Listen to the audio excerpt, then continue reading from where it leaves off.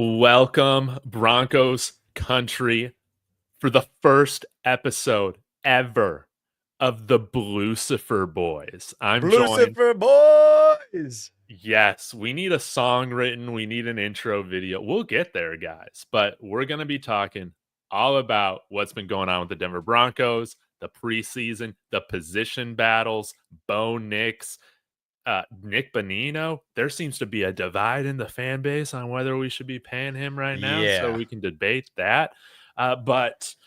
Yes, I'm excited about this, guys. Please go subscribe to Strez over at Broncos Hub. Link is in the description to his channel, and maybe I might make some friends over from your channel as well, Strez. But let us know, man, what you got going on over at Broncos Hub. Hopefully, yeah. It's been took some time off after the NFL draft, and then came back basically like a week and a half ago and dropped a few videos. Got some prediction videos coming out. And for anyone interested, you can see under the title there, it's Washed Up Sports, part of a brand new sports media company that we're like building from scratch.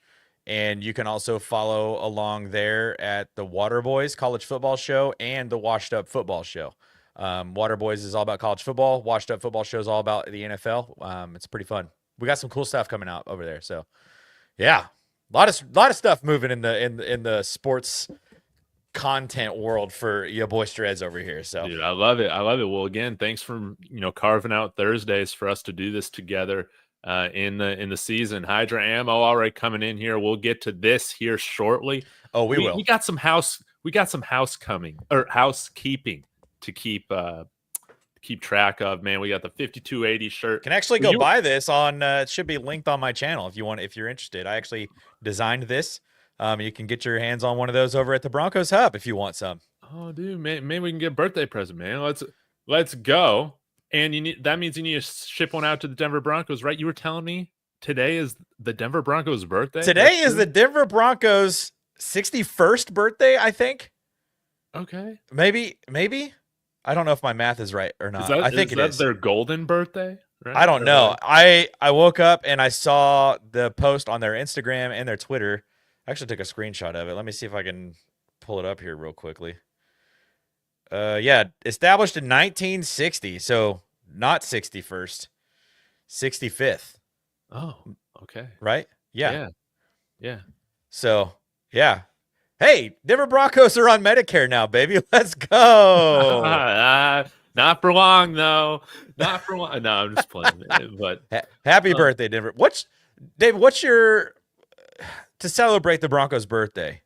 What would you consider to be one of your favorite? Because I know there's many. What would be one of your favorite Broncos memories as a fan? How could it not be going into that game after losing like 3 straight games, I think it was, to end the season, and Tim Tebow throws for 300 yards on the Pittsburgh Steelers. Demaryius Thomas takes it to the house, and I'm convinced, Strez, we do not get Peyton Manning if we don't win that game, man. I don't think we get Peyton Manning. Now, it was a mess against New England. Bill Belichick punting on 3rd down. That's how much he thought about us. But, that moment right there, it doesn't get any better than that aside from a Super Bowl win. What about you? That was good. I think he actually threw for 316 yards. Yes, because I watched this whole watched this whole video from Tim Tebow yesterday about the whole John 316 thing, and it was actually kind of crazy, like how many like 316s there were all involved in that football game, which is just absolutely crazy. But dude, there's so many. But I think that one of the ones that sticks out to me is like not even an important game. It was the game where I think we were down like 2 points against the Chiefs, and Bradley Roby strips Jamal Charles, and I forget who it was that picks it up and takes it to the house. I think Bradley Roby picked it up. Oh, I think you're right. I think it was one of the linebackers. Yes, stripped him. For a lot of you guys that are out there that know me, I went to college, and I currently live in Kansas City. I consider myself to be everybody's favorite Kansas City-based Broncos fan, right? Like that's the tagline. I was in a fraternity at my college in Kansas City. So you can only imagine how many Chiefs fans were in that basement watching that game with me. I'm standing in the back by myself in my I think I was wearing a Brock Osweiler jersey at that point. And I was just standing there and I was like, "Oh, this sucks. Like we haven't lost to the Chiefs in, so long. It's kind of been like a domination thing." And then that play happens. I start jumping up and down celebrating so hard that my nose starts gushing blood. Like all over me. Like I was so hyped, screaming in everybody's face. That was that was a great birthday present, honestly. And it wasn't my birthday, but like to think about like this being the Broncos' birthday, that was a gift that felt like it was just one of those gifts that just kept on giving. Dude, it was amazing. Beautiful. Hydra Ammo came in here and said, favorite memories when CJ Anderson ran down the sideline. That's my childhood memory. I'm a younger kid. Well, all memories are welcome, no matter how old or young you are. That is a good one. CJ Anderson. Yeah. All-time underrated Broncos running back. Yeah. And we always forget about Ronnie Hillman, too. They were a pretty good, 1-2 duo for that year. And, yeah. And then Marky coming in here saying, y'all remember the white halo that showed up over in Power Field? Was there really a white halo, or are we just talking about, Tim Tebow just doing his, like, Tebow things? We were all Tebowing. All that, Skip Bayless said he was like the incarnate of Jesus Christ again. I would think that Jesus could throw a better ball than Tebow, but that's just me. I know, man. Like God made him like amazing. He's like, look, you're an all-time All-American quarterback at the college ranks, but the one thorn in your side is going to be your throwing mechanics. It's just not that video on Twitter haunts me of that incomplete pass where someone in the background's like, what was that? Yeah. Oh, it was a real halo. I'll need to look this up. Maybe it was like a UFO. It could have been. Man, we got everybody in the house. I'll read a few more of these threads and then we can jump into our agenda. I'm starring some of these comments, guys, to get back to them later. Mark saying, my favorite memory is when Shanahan went for the 2 in the win against the Chargers instead of kicking for the tie. Was that with Jay Cutler and Eddie Royal? I think that was the 2. I think it was. Yeah. That was one of my favorite things about Shanahan. He was one of those coaches that absolutely played to win. Yes. Never played to not lose. I know. Yeah, that's what we should have done against the Bengals last year. But damn it, it is what it is. Water, under the bridge. Is that what we call it now? Dennis in the chat. Okay, let's start talking Broncos. Highlight Kid. We'll get to our season predictions, but let's just start off too with impressions of what you thought of preseason. Maybe we can get into Philip Lindsay basically calling, our quarterback, Russell Wilson. What was up with that? But, So gross. So gross. I had to put out a video earlier this week where I'm just like, all right, relax, everybody. We kind of talked about this on TikTok Live yesterday, too. Yeah. Like, everybody just needs to chill. It's like Bo, the ones start out a little bit slow on Saturday night, which is, who cares? Like they played really, really well in the joint practice against the 49ers once. Yes. Shouldn't that be what we actually really care about? Come game time, it's more about like operations stuff. And I thought Bo and the offense operated well. I wasn't worried about them not being able to get their motions in or any cadences in or any kill checks in, anything like that, because they were operating at a high level. But then Bo, takes the safety, which who cares? It's preseason. Also, let's try to not get our quarterback hit. Probably a great decision by Bo. Avoid getting hit. Take the safety. It's the preseason. None of it matters. And then he has a bad practice on Tuesday, and it felt like the sky was falling in Broncos country. We had reporters at camp saying Jarrett Stidham has been outplaying him all training camp. What is up with this? It's unbelievable. I thought the Bo Nix MVP agenda was on the table for this year. What is going on? We literally went from, oh my God, Bo's going to be a top 5 quarterback in the league this year, to 6 days later saying that our second string quarterback should be our starter. That one of the most insane heel turns I think I've ever seen in Broncos country, and it has been a decade, David. I think the decade that we have had. Yes. Josh Dover's in here in the house. Let's go. Shouts. But I was just at the point, I was like, I am at my wit's end with this fan base currently. And I needed to post something. I'm like, take a deep breath. It's going to be okay. Dude, we had, we're talking about practice. We're talking about preseason. Like, this is just the time to hype, man. We got all season, dude, and the losses that we'll have to crash out. There won't be very many of them this year, but we can crash out. But it was great to see today that whether you're part of the media, whether you're a fan, whether you're a Twitter troll, everybody was saying Bo Nix and the offense did phenomenal today in the joint practice. Were you paying attention to anything going on today with what you heard, what all the birdies were saying? Yeah, it was what I was expecting to hear. Because here's the thing about Bo Nix. This is something that I think that we learned quickly last season. Bo doesn't make the same mistake twice. When Bo messes up, he doesn't mess up that same way again. He learns quick. He implements the things that he learns pretty quickly. And so it makes sense that after he has a bad practice, and he even said on Kay Adams, I don't think that we had a good practice. Like, I love that my quarterback is saying that on one of the most watched football talk shows out there right now. Yes. And then he comes out and just follows it up with what sounds like an insane showing where, like, people were like, oh my God. Like Arizona Cardinals guys from, like, PHNX were like, Bo Nix looks like he has taken a leap in year 2. And I'm like, and our freaking own media is calling for Jarrett Stidham to take the starting job? What is happening? I couldn't believe it. I couldn't believe it. Man, what were you saying? Oh, this is what I was going to ask.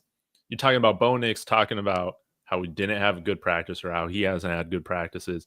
Man, how many times did we hear under Vance Joseph, under Vic Fangio, Nathaniel Hackett, how many good practices we had, how many great practices, week of practice we had going in that game, and then we just get totally thrashed. Yeah, or our offense isn't able to do anything, man. Like, I'm not freaking out after hearing that we had some bad practices, especially from the players themselves.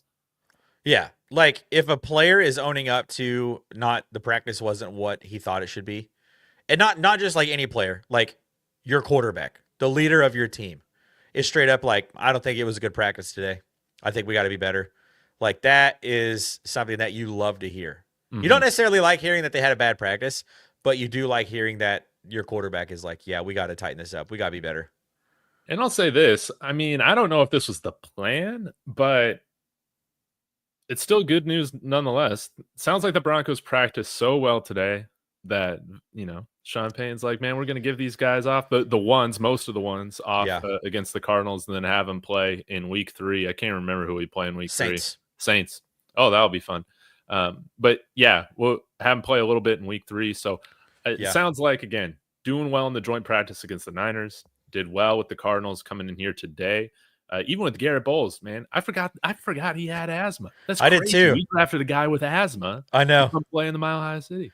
And this was like the first time I think I've ever seen like a report of him having like an actual breathing issue, like in a game or in practice. I'm like, where is this coming from? I guess that's what happens when you get older. Yeah. Strez, let's get into some of the other aspects of the team, though. Like, should we just talk about the running backs right now? And then let's freaking do it, dude. Dude, you are the running back. You were the college running back. This is the position I love the most. Okay. I would assume that RJ Harvey's probably going to get a bunch of carries on Saturday night. I doubt J.K. Dobbins plays. Just with his injury history, want to keep him healthy. I need to see more RJ Harvey in the passing game, in the run game, all of it. And when he scores a touchdown Saturday, because I do think that RJ is going to get in the end zone. I think the ones this week are going to get in the end zone. I don't know who's going to be next up. I would assume it probably would be Jaleel McLaughlin, but I think that there is a chance that it might be Tyler Bidet or Blake Watson.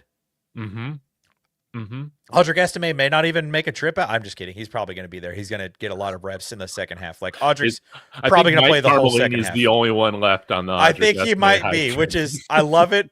Mike, God bless you for it. But I think everyone is out on Audric Estime, which is such a bummer because I was so high on him last year, but something had to have happened that got him the healthy scratch in the playoff game and then being listed like running back 40 on Cecil this roster. said he fumbled.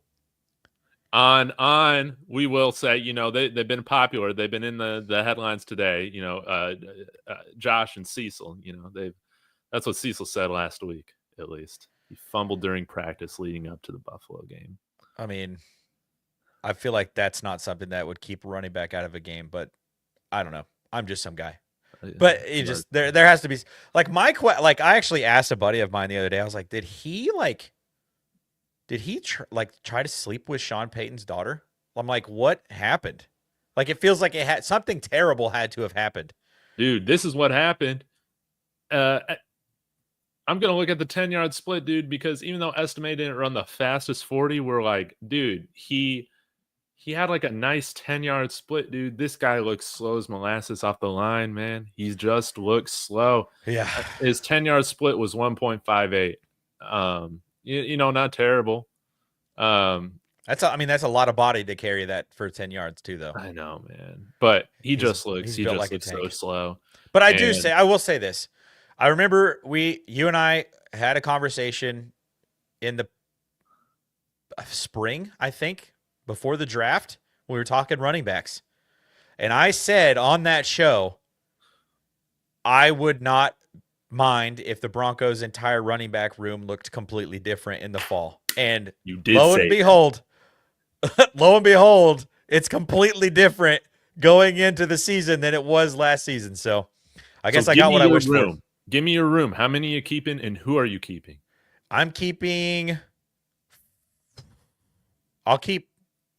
This one's tough. I'm going to keep 4. Okay. I'm keeping RJ and JK, obviously, because they have 2 letters in their names, and so does Bo. That just makes sense for the backfield. And then I'm probably going to keep Blake Watson because I think he looked really good. Yes. And it's a toss-up for me between Jaleel and Tyler Bidet, honestly. Yeah. I think they're similar players.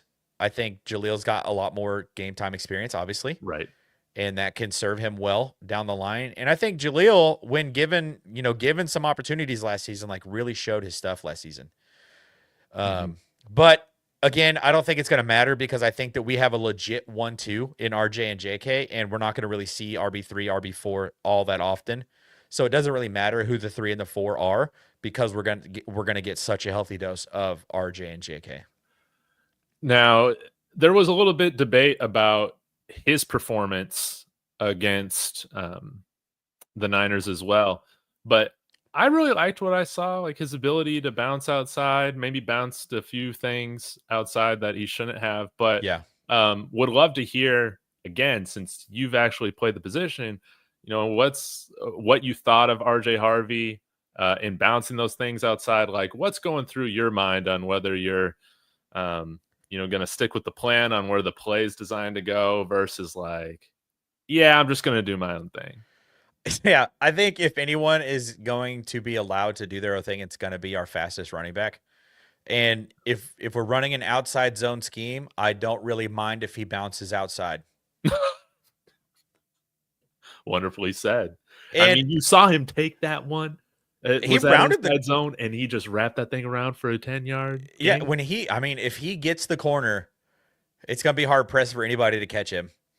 But I think part of it too, and I think RK talked about it on their show today, or maybe it was yesterday. But it's like he's got to get rid of that I can hit a home run every time I touch the ball thing in the back of his head.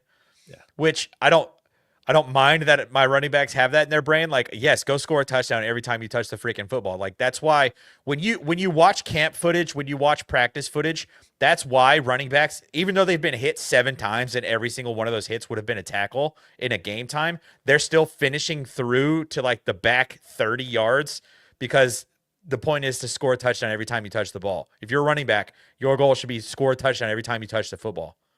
And if he's got that in his brain and he wants to do that and make those plays, go do it. But also play within yourself, play within the scheme, play within the offense, and be smart. So I'm like not worried about him at all. It was his first game action as a professional football player. So I think, as we see the next couple of games, he's going to get those wheels turning even better. And again, he's only been a running back for 4 years. Yeah. He started out as was it quarterback? He was a quarterback. He was a quarterback. Yeah. So he is like, I played running back longer than RJ Harvey played running back, and the guy's in the NFL. So let's give him a little bit of leeway because he's still kind of learning the position. Not to the point of like he doesn't know what it means to play running back, but to the point of like he's still figuring out like the points where, okay, let's make this cut. Okay, let's bounce this. Okay, let's cut backside. Those kinds of things. So yeah, with preseason, I'm not taking any of like the negative plays too seriously. You just want to see the flashes, show that he can make those plays, and he did. Putting it perfectly. Yeah, like he made some big gainers out of some ones that would have just been stuck from the get-go last year. And I gotta say, man, the last time I was this hyped for a running back, hopefully it doesn't turn out the same, but he still holds a special place in my heart. Okay, no Sean Moreno. I was so excited when we drafted no Sean. Yeah. And I thought that he was going to be like our next, big back since Clinton Portis. We're still waiting to try and find that next Clinton Portis. Maybe RJ Harvey's that guy. He's got some sweet feet, RJ Harvey, but he does. Yeah. Low center of gravity. He's going to be hard to tackle. Yeah. But yeah, I think the plays that Hydra is talking about. I was at Buffalo Wild Wings with my buddy. He's from the Bay Area, so he's a 49ers fan. So I was like, hey, you want to go get some wings and watch the game together? It doesn't matter at all for either of us, but it'll be fun to watch our teams play each other. So we went to Buffalo Wild Wings. It wasn't on any of the TVs because we're very much out of market for a local San Francisco broadcast. So we were eating wings and looking at his phone on NFL Plus, and that play that he was hit behind the line, I was like, that's a 2-yard loss with Javonte Williams in the backfield. But RJ Harvey made it a 5-yard gain, which that's all you can ask for. Running back to be able to turn what is probably going to be a negative play into at least a 1-yard gain or a 0, I think is huge. Mm-hmm. I think when you gave your room talking about how you have Blake Watson in there, and who is your fourth one?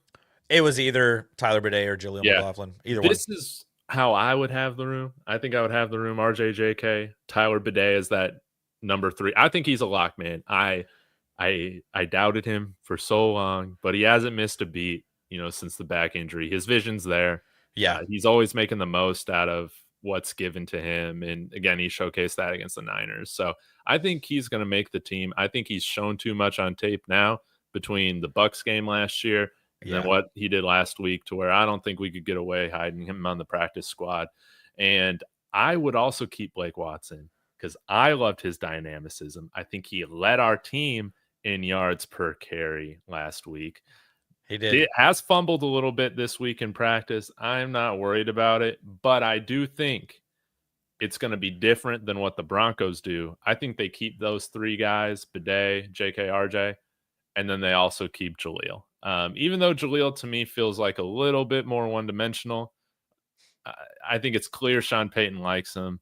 And again, he provides some experience to the room. Yeah. That's what I think Sean Payton's thinking. And he can get outside quickly. I'll give him that. He's a quick guy. And to his defense and his credit, it looks like, and I don't know if this is true because obviously I am not there in person, but it feels like Jaleel has put on a little bit of muscle, a little bit of weight, which is awesome. And it felt like at the beginning of camp, it looked like Audric had slimmed down a little bit. So I was thinking oh, here we go, baby. It's going to be RJ, JK, Audric, Jaleel. But then those two just kind of fell off. And then Blake Watson did what he did on last week. And it was like, okay, maybe it's an entirely new Broncos running back room, which I'm 1,000% okay with. Yes. And I'm totally cool with that too, because again, we had one of the worst rushing attacks last year. Why not just get a bunch of new blood in there, So what is it cool if we talk a little bit more about the offense before we get to defense? Do you want to talk about offensive line or wide receiver group? Thoughts there? Yeah, let's get into it. I love offense. That's why I watch games. Okay, let's talk about the freaking offensive line then. So what have you made of that? who do you think we're keeping? Yeah, because I feel like that's kind of up for debate, maybe aside from a couple backups. Yeah, I think we're probably going to be running the same offensive line, all like the whole group on the roster as we did last season. Yeah. I don't think there's any reason to change that up. They were, a top offensive line in terms of like run block win rate, pass block win rate.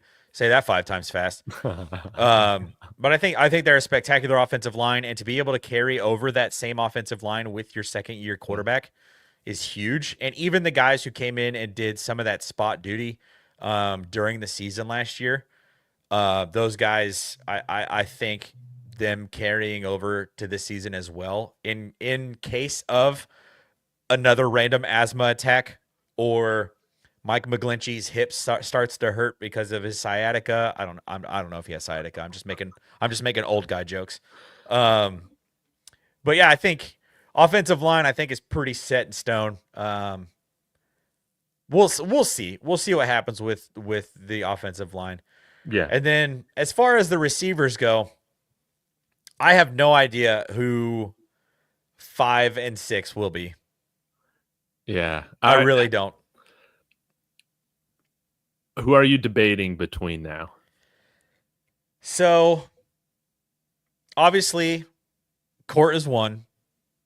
Troy is probably 2. Marv is our special guy, our Debo Samuel light, if you will. Diet Debo. And Devon Vele is so reliable. How can you not? I think Pat Bryant goes. I think he makes it. He has to. You don't draft the guy that early. Pick. He's you don't draft the guy that early. That's an investment. So he's gonna go. And then Trent Sherfield looks freaking awesome, dude. Yes. Trent Sherfield, man. You probably want to carry him as well because of what he offers in the special teams area too. Yes. So that kind of puts you in a little bit of a bind there. But I feel like outside of those guys, and then you couple it with the fact that we also have Evan Ingram in the tight end room, that's plenty of pass catchers. So you don't necessarily need to carry more than just those 6. Yeah. I don't know what your thoughts are. If you have anybody that you think might actually make that 6 spot, or maybe we travel 7. I don't know. I think we keep 6, but depending on what they decide to do with Vele, I could see us keeping 5 because he's the one guy right now, even though he was dependable. I just feel like Mims, Franklin, Pat Bryant, like I really loved what we saw out of Pat Bryant last week against the Niners. We'll see what he does against the Cardinals this year, but it seems like, or this week, but he's had another great week and was a big winner today, it sounds like, at the joint practice.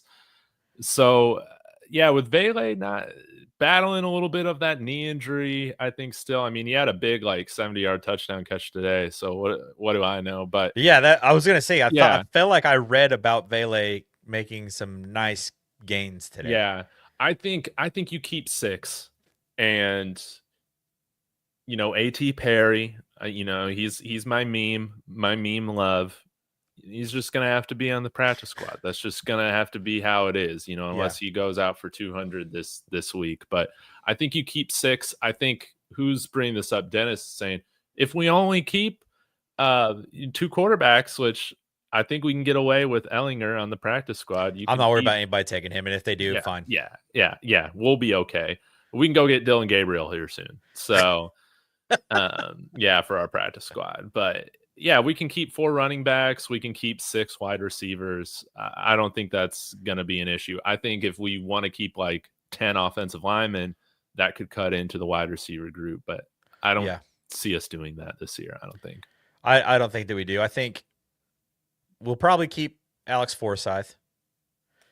We'll probably keep Matt Parrott. We'll probably keep Alex Palchevsky.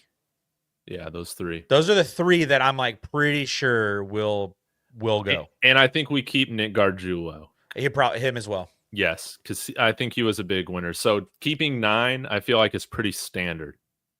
Yeah.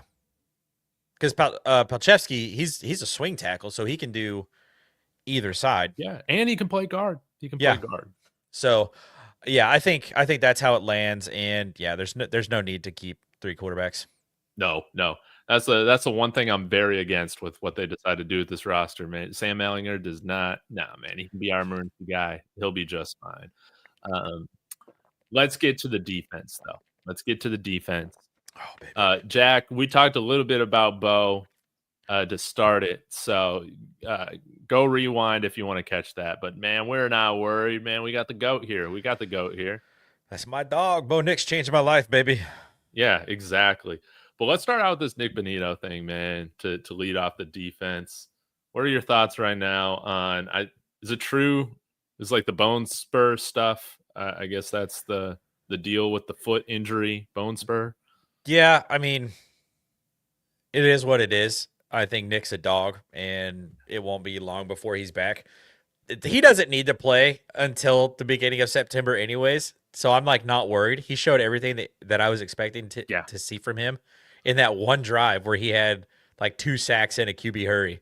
Like, wow, Nik Bonitto is so good. Like, there are times where I'm like, is Nik Bonitto like a top 3 edge rusher in the league right now? And then there are other moments where I'm like, okay, yeah, he needs to put on a little bit more weight to be effective in the run game. Yeah. But he does his job well. I'm not worried about the injury lingering or anything like that. He's young. He's going to recover well. And yeah. Extend this man. Dude, I feel like we talked about this, I think, yesterday on TikTok Live. I can't remember. But if he was picked in the first round, I feel like all the fans would be like, you automatically extend this guy. And you know what's funny is Nik Bonitto, from my understanding, he's not even asking to be the highest paid edge rusher in the NFL. He's not asking to be. He will when he gets 16 sacks this season. I know. We need to take advantage of this. Like, he's willing to take less than number one money right now. He's still one of the best pure pass rushers out there. And it just seems strange that fans are like, man, he did it against bad teams, or, he only did it in certain situations. One, he absolutely obliterated the Chiefs, which we should care about so much. Absolutely. Obliterated their offensive line.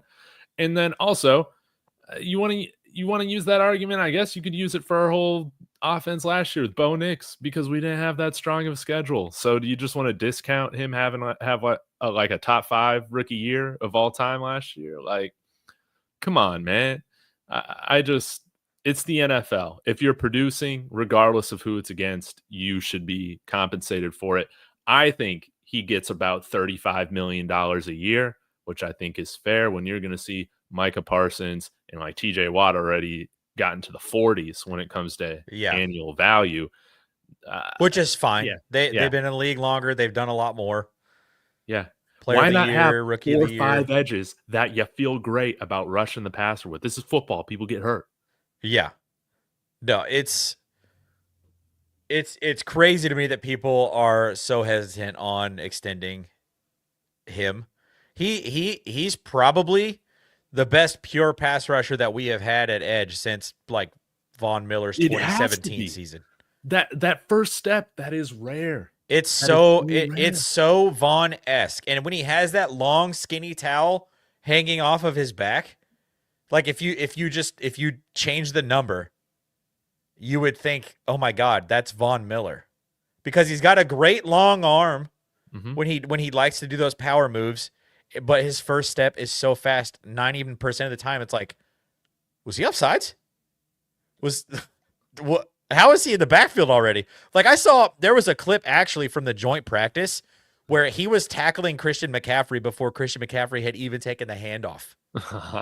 And I watched that clip over and over again. I'm like, how is he in the backfield so fast? And you don't get those kinds of guys often. No. And you have to sign him. Like, you have to extend him. You just have to. Do it now. It's going to look like a bargain by next summer, dude. He drops 16 sacks this season, another pick 6 or 2 in back-to-back games. I don't know. I don't think that part's going to happen, but I do think that the 16 sacks is absolutely doable for him this year, especially with, I mean, it feels like the front 5 yes is the talk of the town. Yes. Yes, which I am. My body is ready to witness another dominant defense. Like last year's defense felt okay. I think they led the league in sacks. Zach Allen led the league in QB hurries, I think, or was it QB hits? It was one of those stats.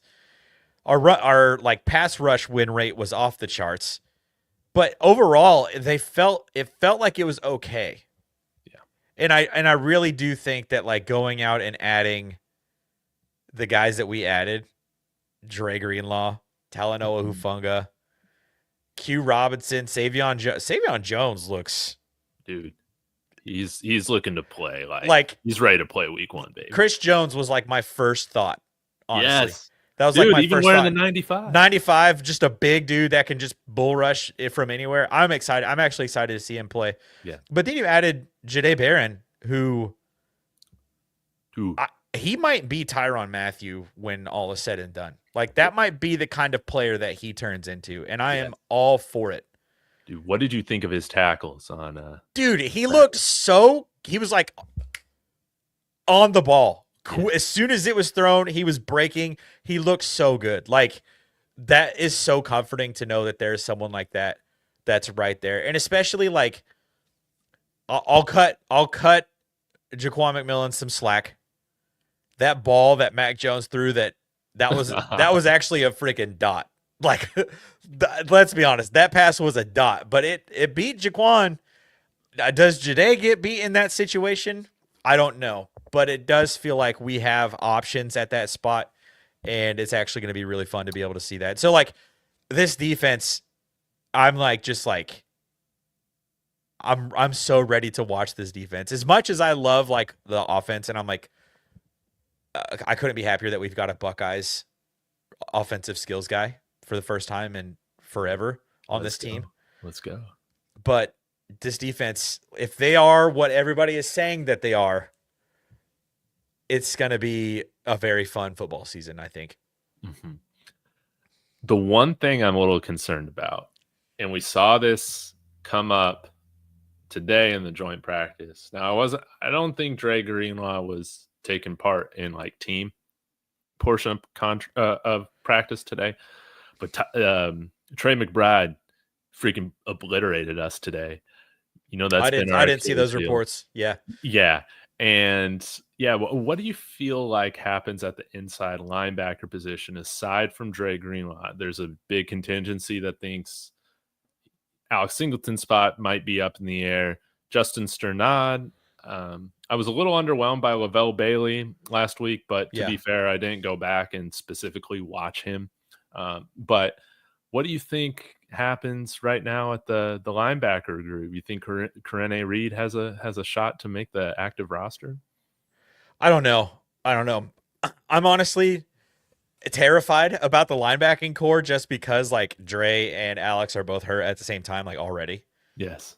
Oh yeah, and I already forgot about Drew Sanders. He's like Drew's hurt. He's like the least reliable person because he's literally never available. Like as much as I love my fellow Northwest Arkansas native, like I think the ship has sailed, and I think it's time for everybody to give up on the Drew Sanders narrative. Yeah. Like it's just time. You hold on any longer, you're just gonna get hurt.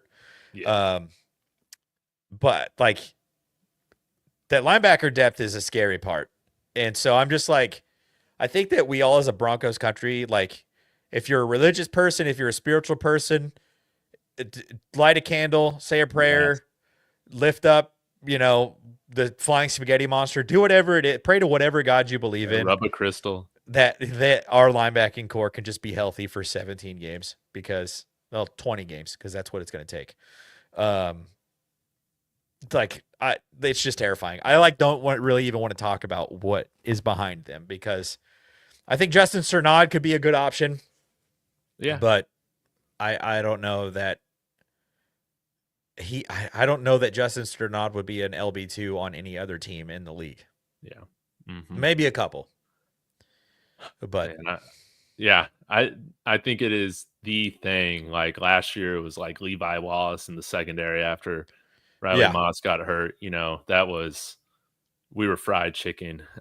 If Dre Greenlaw misses a game or misses some time, man, I I am a bit worried. Maybe we play some more like extra DB stuff in there, like if we're going up against a Brock Bowers or We something like probably that. should Yeah, at that point, like run some nickel, run some dime.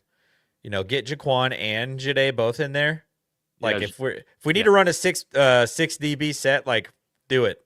If we need to run a 5 DB set, do it. KAD, another option. yes. If you want to throw another DB on the field that you need more pass coverage and less like run game support in, like that might be the option. And then also just run less man coverage and run some zone where you've got like a deep Tampa 2 where you're dropping your linebacker straight back. I don't know. There's ways to hide it. Just get to the passer. That's just what we need to do. And I think that we might not have to worry too much because I think that we might be eating some QB lunches all season long. Yes. Starting with the Titans. No doubt about it. But poor Cam Ward, man. I know. Just such a tough pull for the rookie. And it's on the road, right? Like they're coming here. They're coming to Denver. Yeah. So game over. But let's transition a little bit to talk about what we want to see this week. Again, guys, if you're just tuning in right now, be sure to like, join the chat, and subscribe to Strez over in the description of my video. But what do you want to see out of this team against the Arizona Cardinals? Like, what are some hopes? Do you want to see some specific players do some things? Do you have an agenda for a guy that's on the roster bubble to come out this week and make his case to make the 53? What do you got? I think, dude, I don't know. Like, I don't really care to watch this game because I'm not going to watch my glorious king, Bo Nix, play. But I am excited at the notion of getting to see RJ Harvey fully unleashed. I think he's going to get the bulk of the work for the first quarter, maybe, just to get him some more snaps, some more reps. I think that would be really great. And I actually do. I am excited to see what he's capable of doing. I think we're going to see some good stuff out of Pat Bryant. I think we're going to see some fun, like A.T. Perry's going to finally get some playing time, I think, if he does suit up. So it'll be cool because I know there's a lot of people, present company excluded, that are very high on A.T. Perry. I want to see it. I think he's got the skill. I've seen the film. I've seen the tape of him when he was in New Orleans with Sean the last time. But I want to see it in orange and navy. I want to see it. We got to see it, dude. I've been defending this man vigorously with no thank you, no results. Just I'm losing subscribers. We got to make sure that he knows that David is like the president of the A.T. Perry fan club. Yeah, man. A.T. Perry. What can he do, or what can't he do? Right? He's Demaryius Thomas. We just haven't seen him on the field yet, right? So I want to see him score a touchdown this week, just to make things a little bit more difficult in that wide receiver room. That's just what I want to see. Put some pressure on him, AT. Come on. We've been defending you. Come on. I also want to see Crawshaw just absolutely blast some big booters. Maybe like a 50-yard coffin corner, maybe one with 5.5 second hang time, just a big booter that can get everybody off his butt, because we got our franchise punter. He's wearing number 16, Tom Ruin. Yeah. I took a little bit of heat on Twitter last Saturday because I was like, I had my list of things that I was watching for, and 7 of the replies were like, why is it Crawshaw on here? The punter should be on here. I'm like, I don't care about the punter position enough to have that as one of the things that I'm watching for in my team's first preseason game. Well, thank God for you, dude. I'm a special team slut. It was the biggest disappointment of last week, was just seeing this guy, not crush, but whatever the opposite of that is, hit some flaccid 35-yard punts, dude. Yeah. We can't be doing that. It was pretty funny. It was pretty funny. Yeah. But on the defensive side, do you remember the Pat Surtain's rookie season, the Vikings game? He played 4 snaps, and the 4th one was a pick 6 from Pat. Oh, that's right. Yes. I feel like we might get that from Jade Barron, and they might be like, all right, let's call it a day, rookie. Let's go. Yes. Go join the rest of the guys on the sideline. Like I feel like that could be a thing that happens. Who's the Cardinals' second string quarterback? Jacoby Brissett. Really? Yeah. So he's good. For backup. It is a bummer that my boy Marvin Harrison Jr. won't be playing, but I know. I want to see Bo Nix in the offense go down, score a touchdown. Maybe Estime is showcased. He probably will get like the whole second half. It's probably going to be a healthy serving of like him and Tyler Bidet, maybe. All right. Let's get to this before we get to JL Skinner fan club, which hopefully is why you guys are tuning into this. I am also Skinner, a member.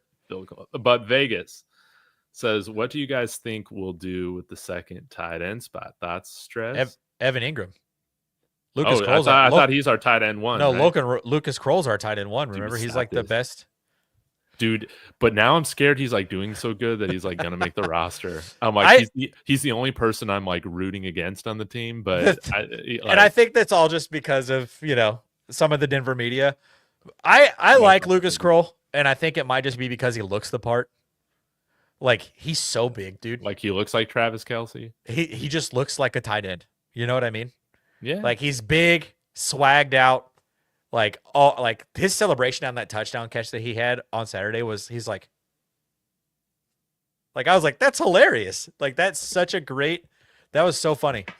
But I don't know. He dropped his first target. I know. I don't know what we're gonna do at tight end too. I think it'll probably be Adam Troutman because he's just been that it's guy got to for be so Troutman, long, man. But Denver Troutman, man. But I don't know. I was hearing something about Nate Atkins today. He's been hurt, so I think this opens up the possibility. I still think it's an outside chance that Kane Prescorn takes that H-back role from him, at least to start the season if he's out on IR. Like, what Prescorn did. What if, and hear me out, we didn't run any of those formations anymore this season? Oh, if we go any sort of 20 personnel or 21 personnel, just let it be RJ Harvey and J.K. Dobbins. You don't need an H-back, fullback player when you're running outside zone. Okay. That's interesting. Well, then we should keep Kane Prescorn then. Caleb Lohner? Caleb Lohner. I think he's sadly not going to make the 53. But not even for the punt block team?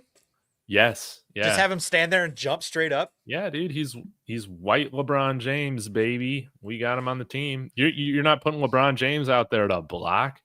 Putting him out there to catch some touchdowns, block some field goals.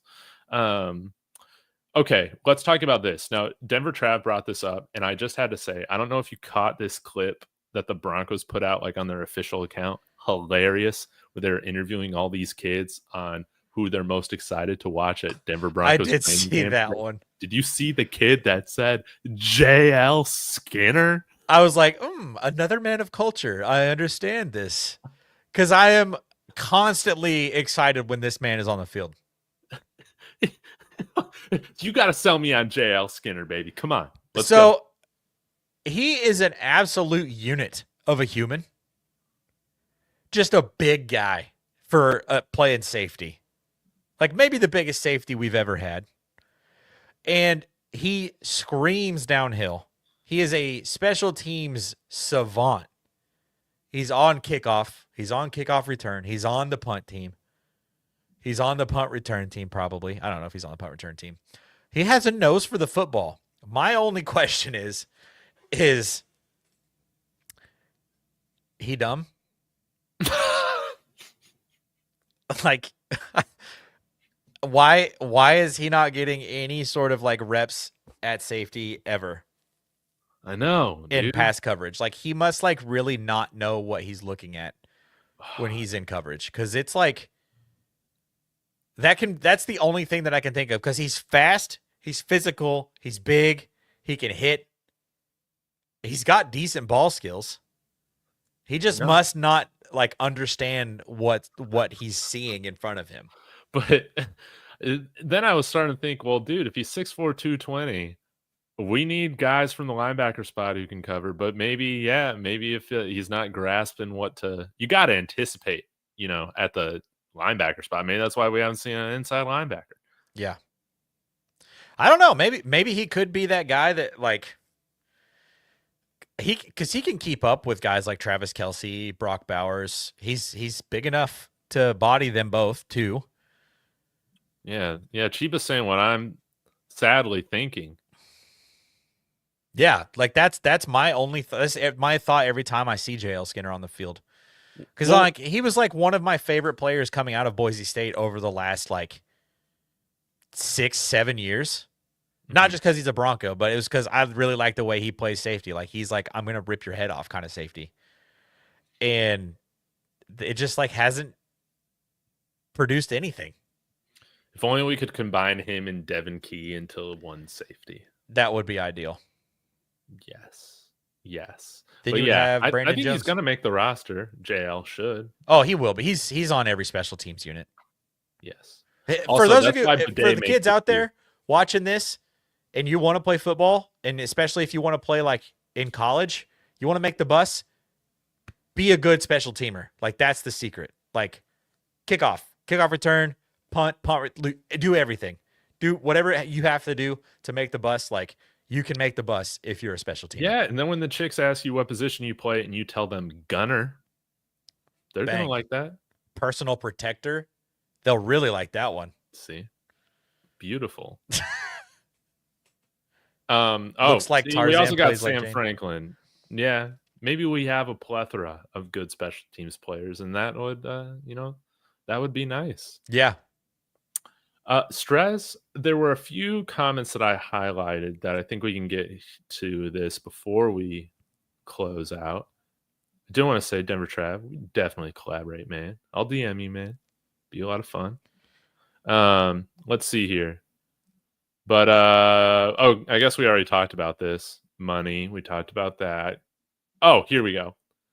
Over under wins for Broncos, in your opinion. What's your over under? What are you setting the line at? Is it Vegas has them at 9.5, right? Oh, really? They got them at 9.5? I think that's where Vegas has them. Okay. Where would you put your line? I think it has to be 10. Yeah, 10.5. 10.5. I was kind of thinking the same thing. Because that's where they were last year. Yeah. BetMGM, they have them at 9.5 wins. They got the Chiefs at 11.5. Dude, I might need to parlay over on the Buffs and Broncos again this year because I did that last year and it paid really nice. It would be smart. I was actually looking at this earlier this week on BetESPN on the ESPN app. You can scroll through and you can see like the spreads and all of that. The Broncos are favored in 11 of the 14 games that they have the spreads on there for. Wow. Like preseason opening line favorites in 11 of the 14 games that are available to bet on right now on BetESPN. Beautiful. I'm like, that's crazy, right? Like, I feel like not long ago, we were not favored at all, ever. Never. Like last year, we like the win total is 5.5. So the fact that it's like almost doubled in just 1 year is crazy. But I think I would probably set it at 11.5. I think going into this season, I'm feeling 12, 13 wins. I really am. Well, Strez, we're on the same wavelength right now because every year with Sean Payton since he's gotten here, I'm trying to think. Maybe not. We went 8-9. Yeah, we went 8-9. Then last year we won 10 games, so we should have at least another 2-game improvement this year, right? There we go. That's how I'm seeing it. And I think 12-4 or 12-5 or 13-4 that gets it done for the division. We would probably have won the division at that point. That Christmas Day game is going to be very important. Oh, man, we got to win it, man. Dude, the pendulum or whatever, it's swinging back in our favor against the Chiefs, dude. We are built to beat them. We are absolutely built. 1,000%. It does feel like that. It's like how our team was designed. And they always struggle against us. And I think it's because their offensive line is a massive question mark, and our pass rush is so good. Yes. But they are probably the healthiest that they've been in years this year. And Travis Kelsey might have a little bit of a resurgence this season. We'll see what happens with him. I'm hoping to God this is finally his final year, man. I say this every the last 3 years. I'm like, Andy and Travis can't keep going, right? Like they have to retire soon. Yeah, and they just keep going. Yeah, but that's good, man. This is the real year of expectation for the Broncos, man. Like we got to the playoffs last year. That was all great, but now it's time. Like my expectation is again at least a two game improvement, and then for them to win a playoff game. Yeah, and this one it doesn't really matter in the grand scheme of things. But I want to keep the win streak against the Dallas Cowboys intact. They haven't beat us since 1996. And I want to beat the Commanders on Sunday Night Football. Yes. That one will hit different. Yeah, we got a little rivalry now, I guess, with them with Jaden. It's like the Jaden Daniels, Bo Nix thing, which is so weird. It's like we're in different conferences. Like, can't we root for each other? Yeah. I mean, weird. I like Jaden Daniels. He's cool. But yeah, they'll always be compared. You know, this class is going to be compared to each other for the rest of the time. 100%. Yeah. Dennis saying 11 games. That's cool. To win 11 games by 6 points or less has to end for the Chiefs. Oh, yeah. Yeah. They won every 1 point game they were in last year. There's no way they can do that again. I mean, do the Chiefs get better anywhere? Like, I'm trying to think, like, I mean, we'll see what Josh Simmons looks like, but they just haven't shown that they can draft and develop tackles. I can confirm that he is good. But he's coming off of an injury. Yeah. That's the thing. Like you're putting him in front of your $500 million quarterback. Like that's crazy. But I forgot I was going to hate watch him last week in the Chiefs, but I forgot to see how he looked in preseason. So yeah, I watched a little bit of it because I was forced to in that Buffalo Wild Wings surrounded by Chiefs fans. You know, it's just it's the territory that I exist in. You know, it's just kind of how it is. It's the worst. But yeah. Yeah, where does Chiefsaholic rank in like your favorite mascots? I actually never ran into the guy. It's because I'm not at banks often. So he didn't rob you? No, I never ran into him that much. But yeah, it's an interesting place. You know, like we have events at church. I remember last year at my church we had like an opening tailgate because they were the Thursday night game, and so we had like a tailgate that Tuesday at our church that was like we had all these food trucks come in and everybody wore their Chiefs red. I was wearing my God Bless Bo Nix shirt, which is available on my page if you guys want to go head over there to grab one. Because I'm just like, this is crazy. And I almost went and took a picture with the KC Wolf while wearing my God Bless Bo Nix shirt just for the content. But it's a weird place to be. It really is. Well, at least you got some darn good barbecue. That's true. Yeah. Yes. Strez. It's crazy. It feels like we just started this show, but we're coming up on 10 Central, man. You want to let the people know what you got coming up this season? Any new videos that you're working on that are going to drop soon? Nothing dropping soon on the Broncos Hub, but if you want to head over to Washed Up Football, we are going to start dropping our division predictions, followed by our playoff predictions and our award winners.